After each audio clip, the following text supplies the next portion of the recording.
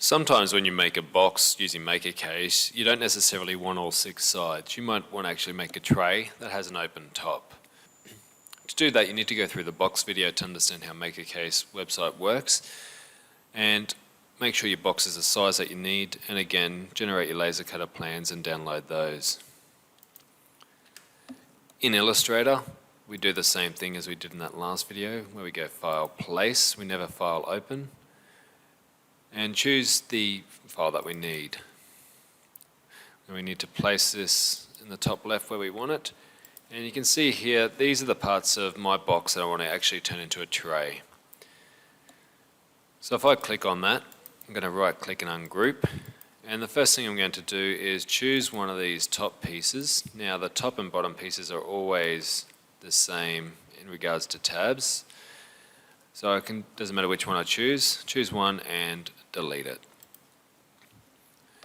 because we don't need the top. Now as for the side pieces, if you have a look, there's 4 pieces, but there's 2 different styles. So these 2 here have the tabs in the same spot, and these 2 sides here have the tabs in the same spot. To save ourselves time, we're going to go ahead and delete 2 of those sides, so we're left with the 2 different ones.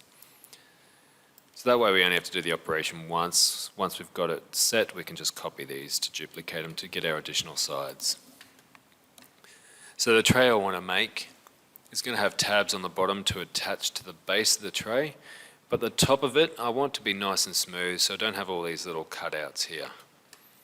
So the fastest way to do that is come over to the rectangle tool. I'm just going to come along and snap to the bottom of that tab, and come up, snap to the top of those tabs, draw a rectangle over all those tabs there. Do the same thing for the other piece, just snap to the bottom and to the top of the tabs, draw the rectangle and release. The next step is dragging a box over that new rectangle and one of the sides. We're going to come up to the window and we're going to choose a tool called Pathfinder.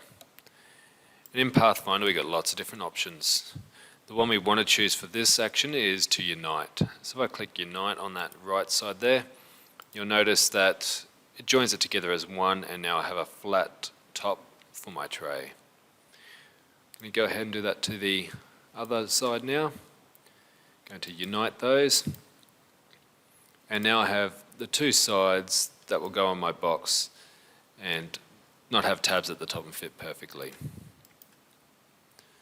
To finish this off now, all I need to do is come along and duplicate those 2.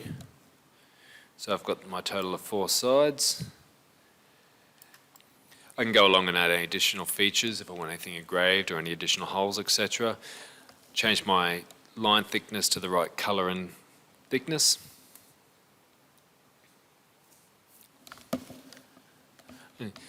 So that's all the parts prepared. All I need to do now is go through and change the color and the line thickness, and add any additional features that I want to have in my tray, for example handles or engraved images. And that is ready to go, and that'll create my tray.